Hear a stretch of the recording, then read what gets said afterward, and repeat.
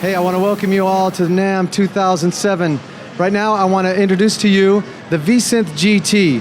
Now, the V-Synth GT has completely new types of technology. And the thing that's very nice about the V-Synth GT is that it has a technology called AP synthesis.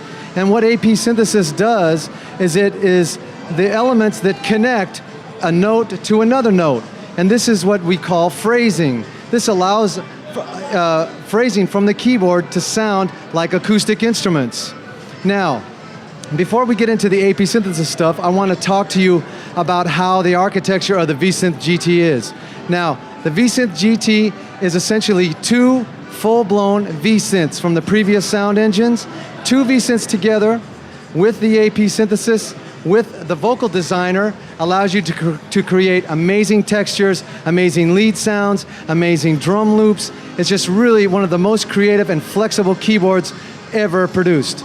Now, the first thing I'm going to play for you, just to show you how the two elements work together, is that you have a split keyboard. So I have one V-Synth on the bottom and another V-Synth on the top. I'm going to play for you a very ambient type of texture, and I think you're going to see just the sonic capabilities and the power of the V-Synth GT. So I'm going to start off with the sound on the lower end of the keyboard, and then I'll move to the top so you can hear everything that's going on. Okay?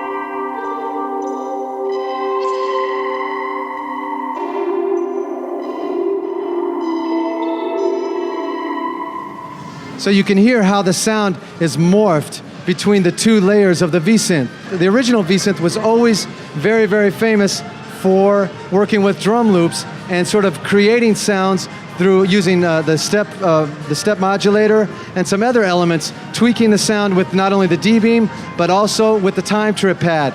So I'm going to play for you a couple of drum loops. One's on the top, and the other one's on the bottom. Now this one is using the step modulator. Now I'm going to combine them both. Creates a very cool sonic texture, basically a full track. Now I'm going to tweak with it a little bit on the time trip pad.